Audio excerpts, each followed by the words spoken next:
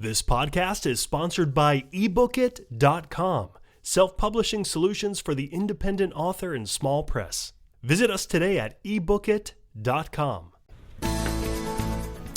Hello and welcome to the Toastmasters Podcast, the official podcast of Toastmasters International. Hello, everybody, and welcome to another edition of the Toastmasters Podcast. My name is Bo Bennett. And my name is Ryan Levesque. We got a great show for you today, a very interesting guest, to say the least. Ryan, who are we speaking with? We are speaking today with none other than Pat Johnson. Pat Johnson was recently chosen by 260,000 Toastmaster members to lead the organization in the 2010 and 2011 year. Pat has been a Toastmaster for nearly 28 years. She's only the fifth woman to lead Toastmasters International as president and the first Canadian woman to lead Toastmasters. All right. Pat Johnson, welcome to the podcast. Welcome, Pat. Thank you so much. It's a pleasure to be here. It is great to have you, and congratulations on your new role as president. How does it feel? Thank you. It's very exciting and quite humbling to have such a huge responsibility for an organization that means so very much to me. Fantastic. Pat, on our last show, we had Gary, your predecessor, as international president on the show. And he mentioned that when he was a brand new Toastmaster, he went to a conference and was asked to set goals as a Toastmaster. And one of the things he wrote on his piece of paper is, someday I want to be international president. So I'm interested to hear your story, how you got involved with Toastmasters, and when you first got the inkling that you might want to serve as president someday. Well, let me first say that I wasn't quite the visionary that Gary Schmidt was or is in terms of my own personal development. I joined Toastmasters, first of all, as a result of being involved in a university course, and I went to Ottawa, which is the nation's capital in Canada, where I live. Part of my job in that, or role in that program, was to introduce some senators and their senior government officials. Well, I went into just this horrible feeling of terror and not knowing how to introduce somebody, not knowing what to call them, how to be respectful, what the protocol would be, and the fact that I would have to actually stand up in front of a group and do this. So I did survive. I wouldn't say it was a stellar performance. I bumbled my way through it. But at the end of that, there was actually a Toastmaster in my group. And he suggested that when I returned to rural Manitoba, which is northern part of Canada, that I look for Toastmasters. And I had never heard of them. So I went looking in my small town, and sure enough, I found a group that met in the basement of the church that I went to. And the rest is history. I've been a member ever since. Wow. How long ago was that? That was in April the 3rd, 1983 was the date I officially joined. Wow, you got it to the day. That's awesome. Well, I have a certificate on my office at home that has the date and the club president's signature on it. Con Artebis was the president at the time of my Toastmaster club, and he signed this certificate, and I actually framed it, and I still have it in my office today to remind myself of joining and what that was like, and to never lose the terror and the fear that shook me when I walked down into that first meeting, because I think that is so important to remember as a member, what our new members feel like. I so often say that the hardest meeting I've ever gone to was that first meeting. I could see that. That makes sense. So, Pat, can you describe your role as international president? What exactly do you do? Eat bonbons and sit around. All right. Nice chatting with you. Of course I joke. Well, there's a number of responsibilities that we have. First of all, we chair the board as an international president. I see myself as an international president being part of the team with all the district governors worldwide. Mm-hmm. When I look around the organization of Toastmasters, we are a huge team, and the international president can do very little as one person. I can set my own personal learning goals as a leader or as a speaker, but only collectively worldwide can we achieve things as an organization. So I see that it's being part of that team and bringing the team together and setting team goals and working with the team to achieve as an organization, chairing the board and building relationships, and also, as I mentioned, being personally responsible for what am I learning, because Toastmasters is a learning organization, and as I said in my inaugural speech, I was chosen this year to be the one person who gets to take the International President curriculum, and I hope I pass. But the members will issue the report card at the end of the year when the team comes forward in the Hall of Fame and what we've achieved over the year. All right. We have faith in you, Pat. Thank you. I have faith in the district leaders. So there's 2 Toastmasters out of what, 200,000? So you can check us off. 260,000. And Pat, projecting forward to 1 year from now, what are some of the things you're hoping to look back on when you're in Las Vegas for the 2011 convention and realize that have been achieved by the organization in conjunction with your team? Well, one of the great celebrations that I would love to be part of is when we have more than 50% of our Toastmaster clubs worldwide reach a distinguished status. I think that is such a worthy goal for every member, every club, every district to work towards.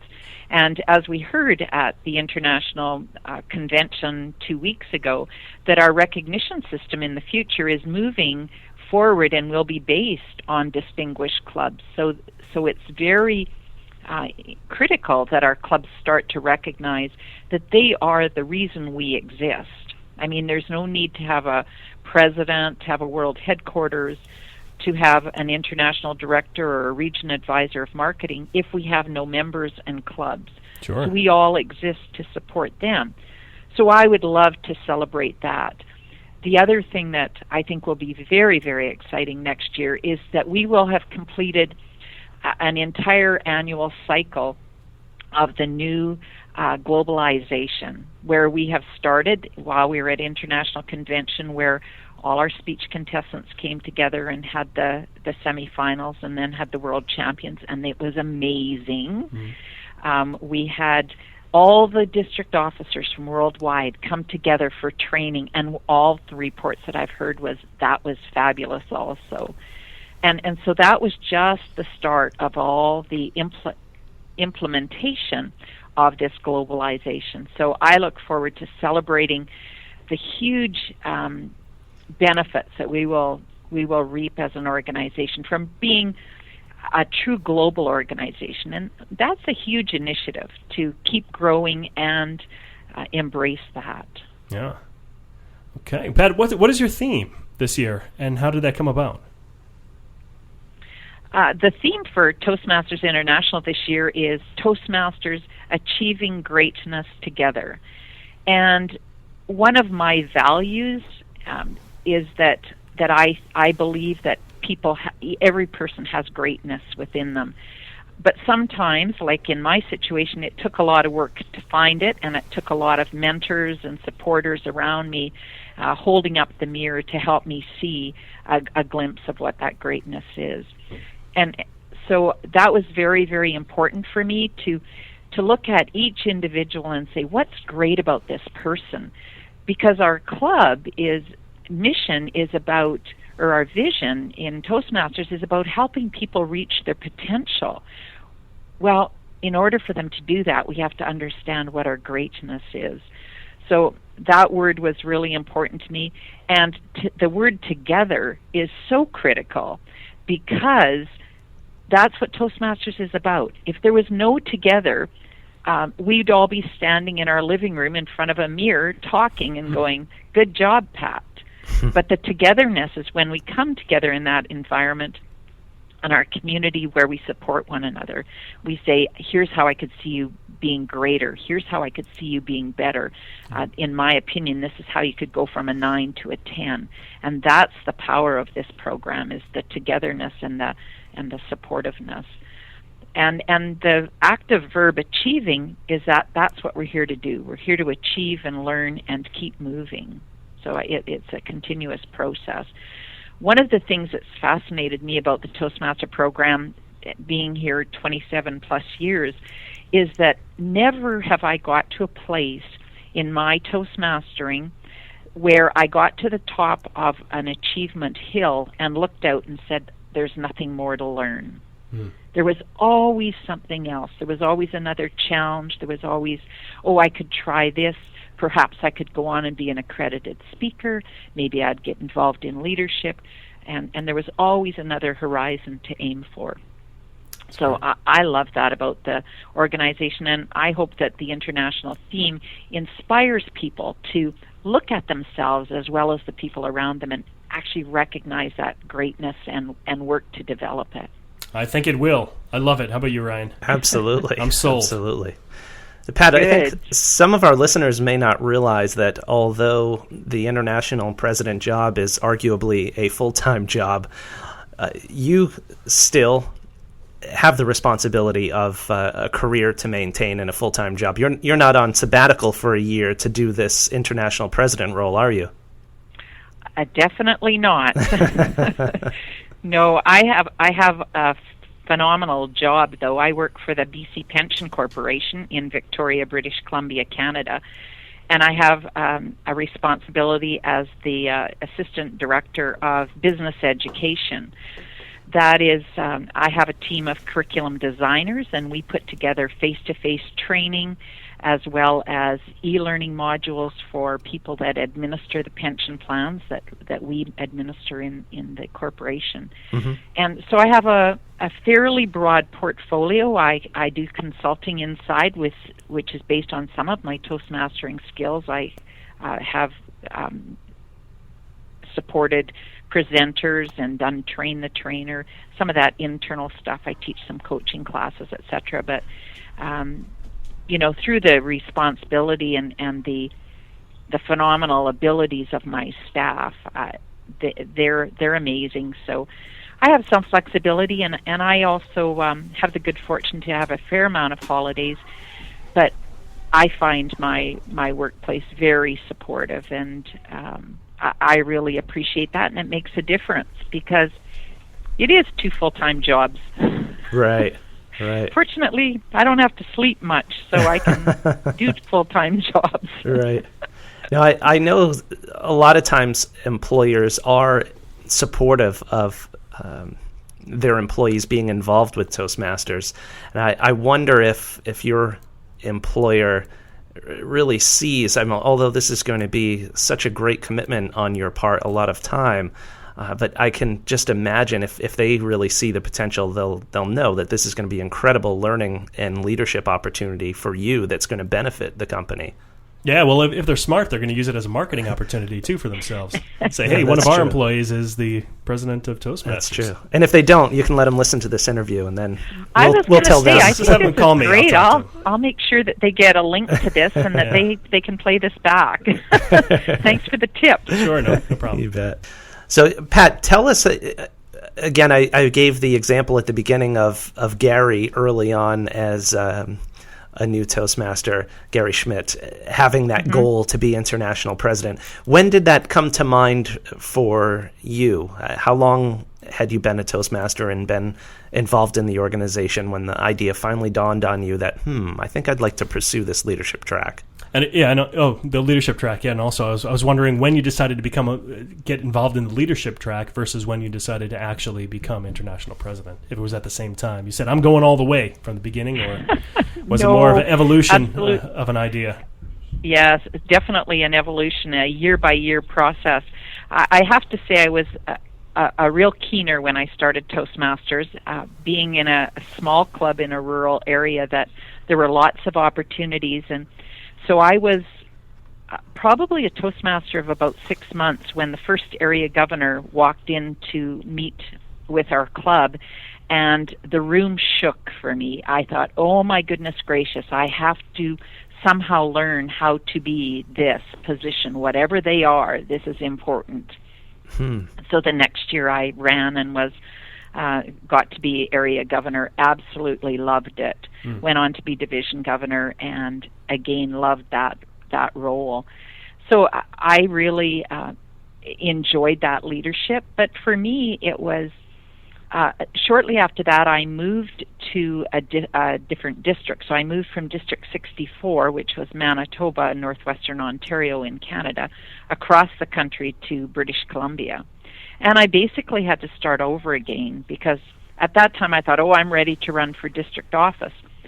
But District 21 didn't think I was ready for district office. And they were probably right. So I ran a number of times. And over the years, I ran twice in close succession and was unsuccessful and wasn't elected as Lieutenant Governor of Marketing, and then went away and did a number of things in my club and built clubs, etc., and then came back and ran successfully and the third time and got elected as Lieutenant Governor of Marketing. And that's when I met Gary Schmidt, actually. We were Lieutenant Governors of Marketing together in Region 1, and we've gone through the chairs following one another or together. But I did not, when I became Lieutenant Governor of Marketing, my focus was to be the best Lieutenant Governor of Marketing I knew how to be. And there was an expectation that we would go up the chair in our district, so I was, I thought of that and doing that and prepped for that. Loved being district governor. It was a phenomenal experience. But only after I was finished being district governor did somebody come to me, whom I had great respect for, and asked if I would consider running for international director. And when I consulted some people that had done the job and whom I respected to find out if I was qualified and what they thought, I put my name forward. And I was elected and served 2 years as director. When I was a director, my total focus was being the best director I could be. And only when I was beginning my second year of director, somebody approached me at that time and asked me if I would consider running for third vice president, which is what it was called at that time. And I said, well, no, because my focus right now is to be the best director I can be next year. And so I spent that year being the best director I knew how to be. And then when that was over, I spent a year thinking about whether I was willing and if I was in a position where I could run for third vice president, because you're looking at like a 5-7 year commitment, which is a major time commitment. And I wanted to be really confident about that. And I had a specific process that was very personal to me, because I did not want the ego of I'm going to be the international president, la-di-da, to be my reason for running. I wanted to be really clear that when I put my name forward as a third vice president option to our membership, that I was willing to accept that I was an option and that the membership would choose. And I that was really special to me, to be in that place where I wanted to win and I wanted to be successful and have the experience and learn and grow. But I had to be in a place where I was totally okay emotionally if I was not elected. Right. And I had the good fortune of running for third vice president on the ballot with somebody that I had great respect for and that I'd served on the board with, Ken Garber. And Ken was a total worthy candidate. And for me it was that I had to feel comfortable walking across that stage if I was not successful, shaking hands with Ken and saying, Ken, you are the best candidate today for this organization, and I'll support you. So that's the process I went through as people encouraged me to run, but I had to be sure that I was in a place where I was coming with an attitude of service. And so I see it as an opportunity to serve and a huge responsibility to serve. So I didn't have the vision as Gary Schmidt did years ahead to say, I want to be the president. That was not how it worked for me at all. So you were talking before about responsibilities as president. What about some of the things that you're not only responsible for, you have to do, but you have the privilege of doing, like visiting all of these different districts around the world? What's on your agenda for this next coming year? Do you know yet? I actually do, and it's very exciting. I'm a person, individually, I love to travel, and I just love other cultures.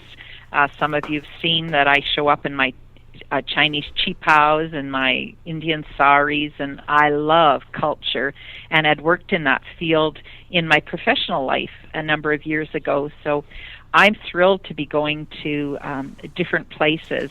I'm going to District 77, which is in Alabama.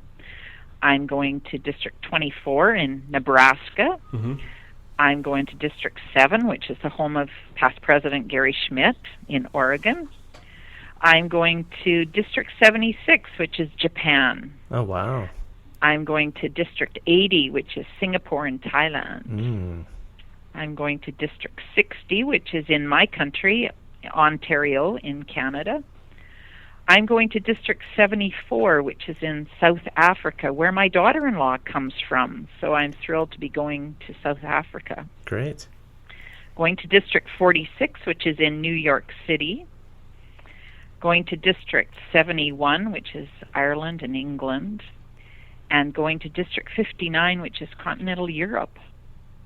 But other than that, you're not going anywhere. Stay-home year. You're going to stay home and eat bonbons. You sure you're not taking the year off from work, Pat? Remember the bonbon exercise in between those trips. Gotcha. Wow. What a year. Yeah, it sounds that's great. Amazing. Yeah. It sounds like a lot of fun as well. Well, make sure you bring us some souvenirs when you run into us again. Well, we will actually see you again. And you're not coming to our district, which is upsetting, but we'll give you a pass on that because we understand that you're busy and you've got other places to visit. But we will see you in Las Vegas in the year 2011. Yes. In August. That is going to be awesome. And once again, hot, but hot and awesome. Right. Oh, yes, yes. And, as time goes, it'll be here in a flash. We'll hardly get unpacked and repacked before we're in Las Vegas celebrating another year. Right.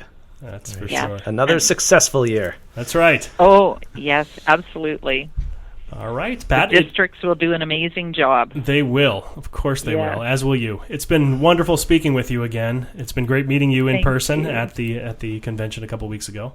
And I'm looking forward to our next meeting. Looking forward to reading your article every week, too, or every month. Every month, in the Member Magazine. Open cover. Yes, my viewpoints. What an interesting exercise that is, to sit down in the privacy of my office and go, so what do I want to talk about, or what would anybody want to read about?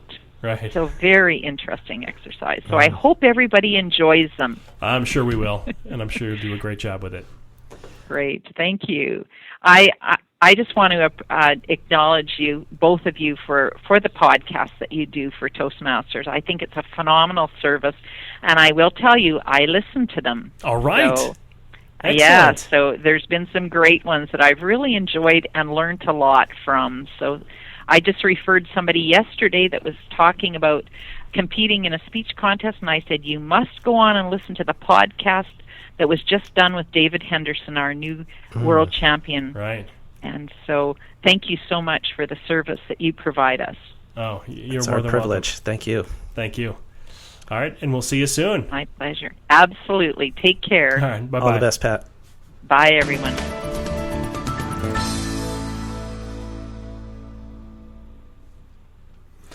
All right, that was Pat Johnson, the incoming president. Actually, the current president. Incumbent. That's the word. Oh, it's darn politics. I'm not quite down with it yet. I'm getting there though. All right. Well, if you enjoyed this show, we appreciate it. If you didn't, well, let us know. Let us know if you have any kind of listener feedback. We'd love to hear from you. And Ryan, how could they get back to us? You can always give us a call at our listener feedback voicemail line at 1-888-451-8862. You can send us an email, podcast@toastmasters.org, post on our blog at toastmasterspodcast.com, or hit us up on Twitter at the TM Podcast. All right. Take care, everybody, and thanks very much for listening. We'll see you next time on the Toastmasters Podcast. Bye-bye.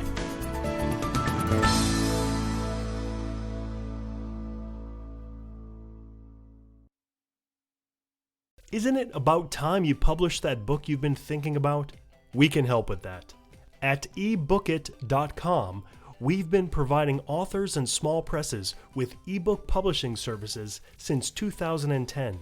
Visit us today at ebookit.com and let us know how we can help you.